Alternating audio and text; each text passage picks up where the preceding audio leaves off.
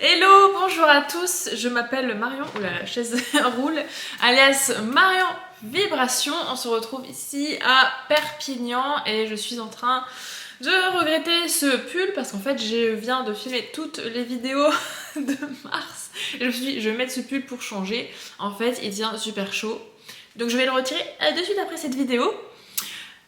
Oui, petit changement capillaire, on a bien coupé 30 cm avec le coiffeur et ça fait du bien, c'est comme s'il y a un poids qui partait, ça fait trop du bien. On se retrouve aujourd'hui dans cette vidéo où je vais répondre aux questions que vous m'avez posées sur Instagram ces derniers jours. C'est parti!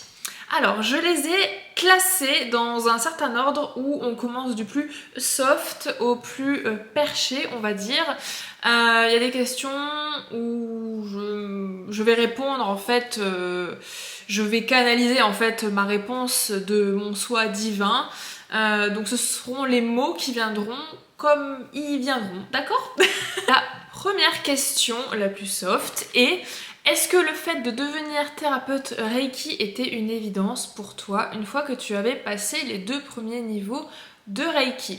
Oui, effectivement, après le premier niveau de Reiki, loin de là l'idée de devenir thérapeute à mon compte.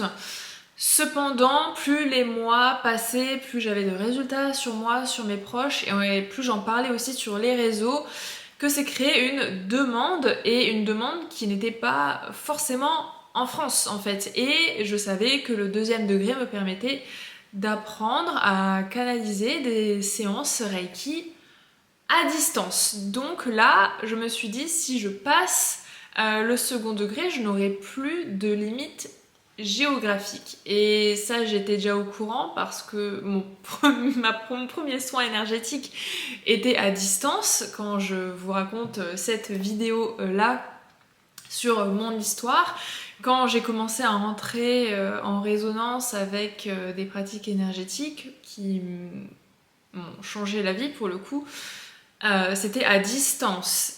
Et c'est vrai que personnellement, j'ai plus vécu de séances à distance que de séances en présentiel, en fait. Enfin, en vrai. J'en ai vécu en vrai pendant les stages, parce qu'on pratique sur soi, sur les autres stagiaires. Mais c'est vrai qu'après, moi j'ai mon petit réseau en fait de consoeurs et de confrères. Et je sais que quand je n'ai pas envie de le faire moi-même, parce que c'est bien aussi un petit peu de lâcher prise à ce niveau-là, c'est comme un coiffeur en fait, il va pas tout le temps se couper les cheveux, il va aller voir des confrères parce que ça fait du bien aussi que d'autres personnes prennent soin de nous. Et mon réseau en fait, il est à distance parce qu'ils vivent pas vers chez moi et aussi que moi je bouge beaucoup et donc ça me va bien.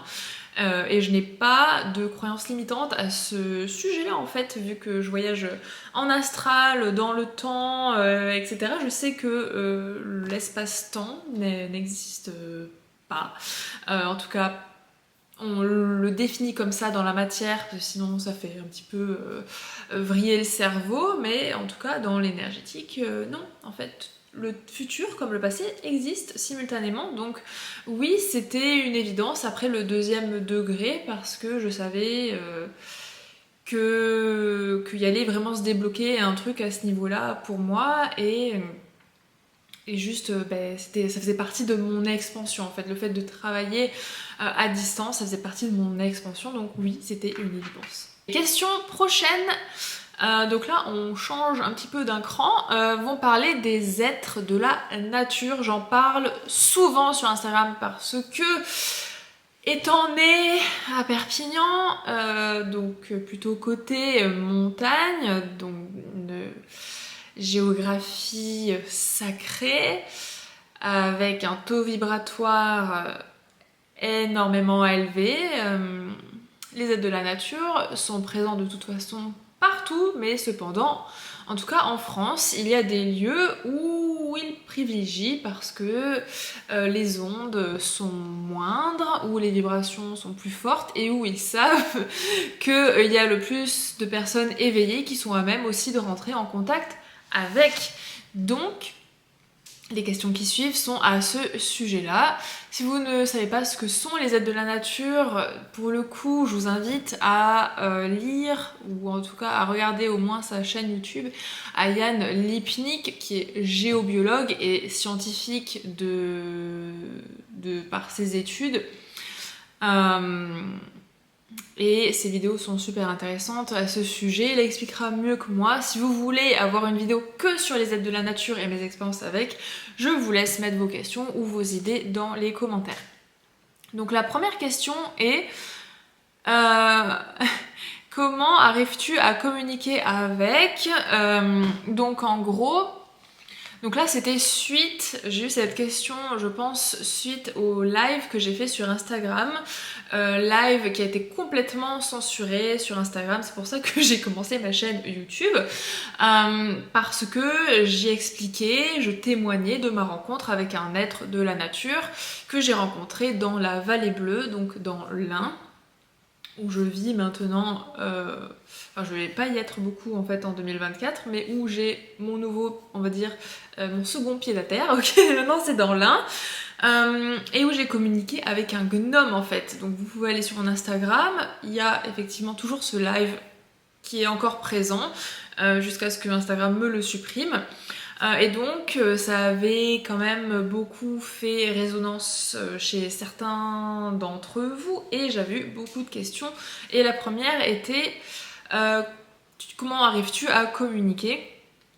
En gros, donc dans le live, j'explique que je marchais, j'étais pas forcément connectée avec les aides de la nature, en tout cas j'avais pas posé l'intention de me mettre en connexion avec eux, même si de toute façon je vibre haut, je sens toutes les énergies autour de moi, je sentais que c'était peuplé. Et en fait, donc je marchais et on est venu me parler. En fait, c'est comme si quelqu'un s'approchait de vous et venait vous parler à l'oreille. Et là, je me suis dit, attends Marion, là, bon, c'était l'endroit parfait. J'étais toute seule, ça posait pas de problème à quelqu'un d'autre si je m'arrêtais. Il y avait personne autour. Je me suis assise, j'ai pris mon téléphone, je suis allée dans Notes et j'ai commencé à établir une communication, pour le coup, du coup, télépathique. J'ai pas eu à parler à voix haute. Enfin, vous pouvez si vous voulez, mais en tout cas, tout est fréquence, tout est vibration. Donc moi, je capte les fréquences que me communiquait ce gnome, qui se traduisait en mots, donc là en mots français, même si des fois vu que je suis bilingue ça se traduit en anglais, là c'était en français, et en fait comme une dictée en fait, vous écrivez ce que vous entendez. Donc j'ai écrit en fait ce que j'entendais et j'ai posé des questions également, donc c'est comme ça que la communication s'est faite. Je suis en train d'essayer de me rappeler d'autres. J'avais eu aussi, alors là, enfin franchement, je me dis mais comment les gens font pour ne pas les voir? C'est au parc de la Tête d'Or à Lyon. Il y en a partout, partout. Et en fait, là c'est pour le coup, c'est moi qui posais des questions aux présences que je voyais. Je vais pas dire où parce que j'ai pas envie non plus que des personnes s'amusent à justement mettre de mauvaises vibrations et de mauvaises intentions quant aux communications avec ces êtres-là, surtout que c'est le plus gros parc urbain de France. Je ne veux pas non plus causer de mauvaises intentions, mais en tout cas il y en a beaucoup dans le parc de la Tête d'Or. Là pour le coup c'est moi qui leur posais des questions, donc oui moi c'est plutôt de manière télépathique. En fait moi je marche par fréquence, en fait j'émets des fréquences, eux ils le comprennent de par des fréquences vibratoires et moi en tant qu'être incarné sur Terre je l'entends avec des mots français, en tout cas en français. Donc voilà, c'est comme ça que je communique avec eux. La seconde question c'est est-ce que je les vois bouger? Alors, oui et non. En fait, quand je les capte, souvent vu que je ne pose pas forcément d'intention à me dire « Hello, être de la nature, et je suis là », non, pour moi ça marche pas du tout comme ça. Je pars du principe que je ne dérange pas le monde subtil. Si le monde subtil a quelque chose à me dire, il vient me toquer à la porte. Je suis quand même contente quand ça se passe dans la nature, parce que c'est le jour, je suis en marche, je suis bien réveillée et je suis dans mon environnement. Quand ça se passe à 23h30 au moment du coucher, je tire un peu plus la gueule. Donc est-ce que je les vois bouger? En fait, d'abord, comment ça se passe chez moi? J'ai d'abord cette communication donc par clairaudience, télépathie. Et ensuite, je demande, parce que je suis assez curieuse, mon mental aime savoir à quoi il ressemble. Alors des fois j'ai à le demander, des fois ça me vient tout seul, c'est un flash en fait, c'est un flash d'image. Pour vous donner une idée de qu'est-ce qu'est ce flash d'image, c'est comme quand... Pardon, j'ai le nez qui coule. Ça le ferait pas trop si j'avais le nez qui coulait. C'est comme quand vous parlez avec quelqu'un et vous lui racontez ce qui s'est passé lors de vos dernières vacances. Et en fait, en lui expliquant, vous avez les images en tête de vos vacances. Pourtant, vous n'êtes pas à ce moment présent en vacances. Même si une partie de votre énergie y est encore, mais ça c'est un autre sujet, mais vous avez le visuel, d'accord, dans votre cerveau, vous avez des flashs d'images. C'est exactement pareil, c'est-à-dire que j'ai des flashs d'images, j'ai pas forcément à fermer les yeux, ça me vient comme ça et je sais, en fait, c'est comme ça. C'est pas mon, là pour le coup, c'est pas mon imagination. D'ailleurs, le gnome que j'ai vu ressemble pas forcément à un gnome. Le gnome justement que j'ai mis en miniature sur Instagram, il était pas assez petit en fait, il était assez grand. Donc voilà, c'est comme ça que je les vois. Maintenant, de là à les voir physiquement en face de moi en train de traverser la rue ou en train de traverser la forêt, non, pas du tout.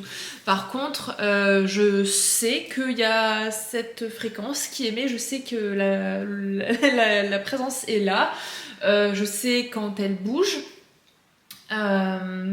Mais ce n'est pas une vision que j'ai avec mes yeux physiques, même si j'en ai déjà vu, en tout cas j'ai déjà eu des présences, voilà, c'est plutôt des entités que j'ai vraiment vues avec mes yeux physiques.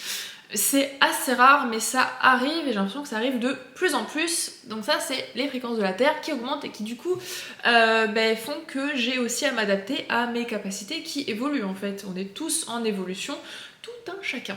Maintenant, on a... voilà, de notre stade, on va parler extraterrestres. Effectivement, j'ai, on va dire, des communications assez faciles pour le coup avec des extraterrestres. Alors, j'aime pas le mot extraterrestre parce que dans la conscience collective, un extraterrestre, vous allez penser à E.T., téléphone maison, hein, avec le doigt comme ça, à pédaler sur son vélo dans le ciel. Ouais, moi c'est pas... moi aussi je pensais que c'était comme ça jusqu'à ce que j'en vois et je me dis ouais bon ils ont pas vraiment l'air extraterrestre. En fait c'est parce que on a mis cette image de E.T. téléphone maison sur l'extraterrestre. En fait extraterrestre par définition c'est un être qui n'est pas de la Terre en fait, qui est extraterrestre. Il faut décomposer le mot pour vraiment aller à l'essence de qu'est-ce qu'un extraterrestre. Alors là c'est toute une autre question. Maintenant, oui, j'ai des contacts assez faciles avec ces extraterrestres. Vous allez forcément imaginer maintenant la tête d'E.T., c'est pas du tout le cas. En gros, oui, quand j'ai des projections astrales la nuit, tout comme au moment du coucher, ou même rien que les infos que me donne l'étoile Sirius, donc je suis très connectée à Sirius. J'ai des vies simultanées là-bas et une certaine essence en fait de ma conscience qui est intimement reliée, ce qui fait que c'est assez facile. Donc la première question c'est sommes-nous tous connectés au galactique? La réponse est non, en tout cas non. Enfin, c'est dur de répondre juste oui et non. En fait, de par notre essence, on a tous un petit peu un ADN qui n'est pas que terrestre. Cependant, certaines personnes sont plus terrestres que d'autres de par leur ADN, on va dire, de leur essence, de par leur vie simultanée, de par, on va dire, l'exploration de leur âme. Voilà, c'est toute une autre question. Donc la réponse est non. Même si en nous, on a quand même des petites bribes qui sont pas forcément que de la Terre. Là, vous allez vous dire, mais en fait, c'est les infos que je canalise en même temps, donc non. Mais il y a des personnes, effectivement, qui sont connectées en permanence au galactique. Et pas que moi, en fait, il y en a beaucoup, mais pas la majorité, cependant. Donc voilà, c'est comme il y a des personnes qui sont très tournées vers les anges, Les archanges, moi j'en ai déjà vu, j'en ai déjà senti, même en séance. Oui, j'ai des frissons. Mais c'est vrai que mon lien le plus facile à émettre, c'est avec le cosmos. Et les anges, après, c'est moi aussi j'ai un lien avec les anges, mais c'est pas aussi fluide. Enfin, vraiment, moi les galactiques c'est très très très très très très fluide. Et je sens mon cerveau qui s'active, mais même, enfin mon cerveau. Bah oui, c'est quand du coup, je rentre très facilement en onde gamma. Du coup, moi c'est plutôt ma partie droite. C'est vraiment là que je le sens. Donc ça, c'est quand j'ai encore des bribes de conscience, quand je suis pas totalement endormie et que j'arrive à me rappeler de certains épisodes. La dernière question. Concernant les extraterrestres, ou on peut dire aliens, hein, c'est rigolo. Est-ce qu'on échange, entre parenthèses, relations commerciales et cohabitons-nous avec les aliens? Oui. Maintenant, est-ce que ces personnes qui échangent pour des relations commerciales avec les aliens le font avec des intentions qui aident l'humanité? Pas forcément. Mais en tout cas, voilà ma réponse à la question. Je vous remercie beaucoup, ça c'est mon site internet. N'hésitez pas à aller me checker sur Instagram, j'en parle très souvent, et à me poser d'autres questions dans les commentaires. Je vous remercie. Bisous!